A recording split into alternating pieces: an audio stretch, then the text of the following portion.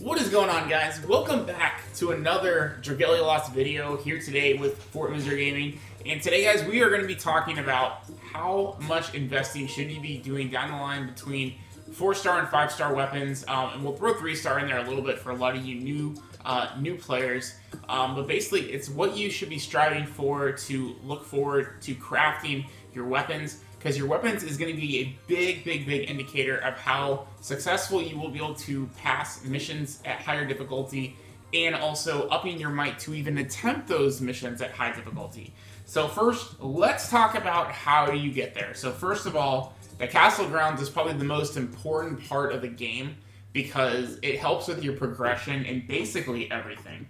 So you guys see here, I have 4 smithies. Now, a lot of other people, if you guys have a lot of wormites or you guys are using paid currency like dynamantium, you may want to pay to increase your smithy level. I've already done it twice, and you guys see here, it's now going to cost 700 wormites or 700 dynamantium to go to 5.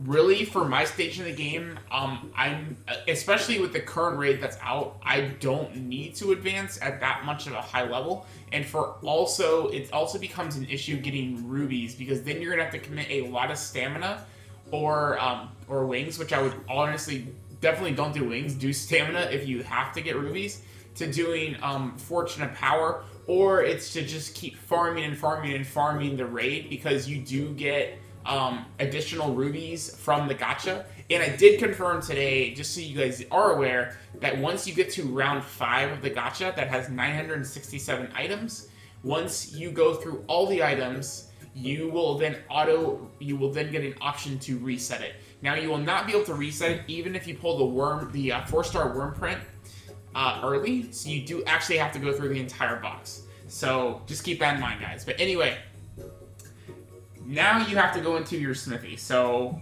I'm not the highest in the game. I'm at 196 facility, so I still have 4 more buildings I have to make or level up in order to be able to basically bring my paladon, you guys see here, your castle, to level 5. I'm only at level 4. So, and then it's going to cost 100k rubies as well, which I don't even have enough. I have all the other materials. Thankfully, the Halidome is taking fire for this level, which we have an absorbent amount of fire. The only one I don't personally have a lot of is the gold one, but we do have Fire Day tomorrow, and all elements are open today as of the date I am recording this. So if you guys are sitting on 200 facilities and you guys have the rest of the materials and you're just lacking the fire elemental materials, feel free to go ahead and farm that today, but you may want to wait till tomorrow, because we will have expert mode tomorrow, which has an easier rate of dropping the gold materials. So just keep that in mind, guys. But you definitely want to keep in reserve 10 of these guys, the Talon Stones, the Dragon Claws, which you get mostly from feeding your dragons every day. So make sure you do that. And if you guys need to feed your dragon more, you can repeat the Gold Avenue of Fortune mission and just keep resetting until you see a rare encounter, and then they have a likelihood to drop a clover, which is going to help you guys out in that. So as far as for getting these up, I would honestly go for low-level stuff. If you guys like to farm the weapon stages, these here aren't very expensive. You see right here, the only thing you do have to keep getting are those bronze amulets. So as long as you guys enjoy farming Onslaught, which I personally hate farming Onslaught, you guys can do that. Unfortunately, a lot of people are putting their time into the raid to try to get all of the sands, because the sands are going to be used later on for crafting elemental 5-star weapons. So it kind of sucks. They put a pretty big cap to get all of them, meaning 6,000 gold, and it does suck the extra silver emblems you can't do anything with. I wish if they were going to do that, they would at least make it like even out so that we're still getting rewards for the silvers, but it is what it is. It's still a really good event overall. But alright, so that's enough of the castle. That's pretty much what you guys are going to need to get your smithy level to 7. Once mine I believe is at, what is it? It's at 5. So once I get this to 6, I believe I can increase it twice, if I'm not mistaken, or I may have to bring my Halidome to 6. but we'll have to see on that. And I do have enough materials right now to do that outside of needing like just 4,000 rubies. So, but I will have to wait at least a day or two, which this time around I am not gonna bother using wormites to basically speed up the process of the halidome, just because I think the last one it was like 250 wormites or something crazy like that to skip waiting. But I'm just gonna, because I have 4-star weapons I still need to make, so I have enough to do in the game for my resources. But let's go into the weapons now. So if you guys go to crafting, you guys will see here, if I go to craft, you need to make 5 of these for every one you need on the next tier. So once I do that, if I go to enhance, and I were to enhance this, for instance, I then need to 5-star one of these to make my elemental weapon here. So if we click on this, and then we click craft, this is all the materials you're gonna need to make one of these, which I could make one right now, but I'm not going to because I'm saving my resources for other weapons. And I'm not really using a character that uses this weapon currently in the game for content right now. So, but you need to make 5 of these, rainbow it, then max level it, and then you can make an elemental weapon. So if I then go into one of the ones I've already maxed, which for instance is my lance for my Xanfried, I then would have to get these materials in order to craft that. So you need one of the Fiend's Eye, you need 30 of those, you're going to need 10 Abyss Stones, and then you're going to need 50 Azure Insignias, and you get all these things for the majority on Onslaught. So that's where Onslaught is going to become a very, very clutch mission for you guys, that you guys are going to probably have to spend a lot of time doing. And it does also require you to be a Smithy level 6 and 120k rubies. So that is the big drawback of that many rubies. So keep in mind, guys, so when we get down into, I can't even show you guys yet what it would take to craft this outside of, you guys need 25,000 rubies. You guys are going to need one of the sword mounts. You're going to need a red ruby, and then you're going to need granite, and then you are going to need meteorite. So outside of the materials, it's going to cost 25k gold, or rubies rather, to make one of them. So you have to make 5 of them just to max 1 copy, then to go to tier 2. So let's actually pull up the Reddit, because they actually have helped us out today, and they have actually made a pretty cool guide to show you guys exactly what it's going to do and the different materials you guys are going to need. So it says, so for the 4-star elemental weapon, we have to first calculate the level 50 stats, which we do by subtracting the level 1 stats from the max level stats. Then we divide this number by 69 to get the stat/level number, and then multiply it by 49 and add up level 1 stats again to get level 50 stats. And then there's also a bonus for equipping the weapon to the character of the same element, which is a 50% stat boost. Okay, so so it shows strength 354 minus 106 equals 248, and then that's where he goes into all his calculations. As you can see now, the difference is that the 5-star weapon, 5-star step 2 weapon gives 24 more strength and 8 more HP. So is it worth it? Let's look at the crafting costs. So we go into that. So this is for a 4-star elemental level 50. You're gonna need 75 Fiend's Claw, 150 Fiend's Horn, 55 Fiend's Eye, 20 Abyss Stone, 50 of the elemental insignia of what it needs, and then 320k rubies. Okay, so a 5-star step 2 level 100 weapon. So this is going to need 1,125 Fiend's Horns, 325 Eyes, 125 Crimson Cores, 125 of the whatever tablets you need, 5 Twinkling Sand, and 1,375k rubies.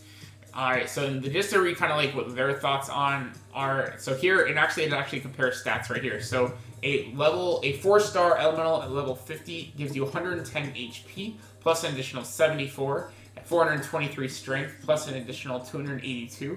A 5-star level 80 is going to give you 87 HP, 305 strength, and then the 5-star level 100 is going to give you 102 strength, 355 HP, and then step 2 level 100, that is where it starts to progress to where it is better, you know, significantly than the 4-star weapon, because 5-star level 80 is 384, 108, so, or 101, so that is pretty on par with the level 4 elemental weapon. So honestly, how I would approach this, guys, is it really depends on how fast you're going to level up your Halidome and how many smithies you're going to invest in. So like for me, for instance, I'm still probably at minimum 3 to 4 days of getting to level 7 smithy. So depending on where my rubies are going and how many different weapons you need, because keep in mind, if you are trying to do different modes to get different weapons, you may need to invest, you know, in a bow, then you may have to invest in a sword, in a lance, and a staff, depending on, you know, if you have one really good unit per element, that's a really good thing to strive for, as opposed to getting multiple units in one element.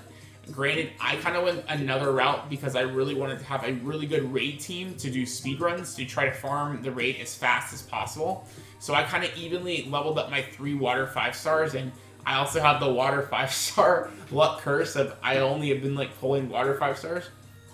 But at any rate, you know, if you want an overall good account, even 4-star units, which I'll do a different video later this week on, what good 4-star units you guys can have that are either summonable or that, like for instance, the starting character is pretty decent, that you guys can use until you guys pull those natural 5-star elemental heroes, is, you know, to work on those units as well. So keep that in mind. So it all depends on how much you're farming, how much you're grinding, what you're doing, how many rubies you have, how many, you know, materials you have of what you want to do. But I would say for me, because I do have a dupe of a level 5 weapon from one of the packages, I probably will make one elemental 4-star weapon and then probably stop there. And then I'd say it's safe to make, you know, a rainbow tier 2 weapon on level 4s, because a lot of the materials, like the horns and like, what is it, like the horns here are probably like the hardest thing for me personally to get. So, you know, it costs 150 of those to take it to an elemental. But if we go back, actually, let's go back into our game real fast, and you guys will see here. So if you guys go to just crafting one of these, it only costs, like for that, it just costs one of the, or no, that's a level 3, that's why. Okay, there we go. It costs 2 granite and 3 of the bronze granite, or the iron ore. So 2 of the, basically the level 2 material for crafting, and then 3 of the level 1 material for crafting. So to make those, and it's only 4,000 rubies per weapon, that's a lot more feasible. So to do that, so I would say that's a really good route to go. You're still going to get a decent amount of might and strength, and you're going to get the special abilities still on the tier 2 weapon. So like for instance, if we go to, let me go into my inventory actually. Let's see here. We go to weapons, and we select this, for instance. The Moonlight Rod is rainbowed. It has 74 HP, 270 strength, and it gives 444 might. So the key thing is it gives you almost 500 might just for that one weapon.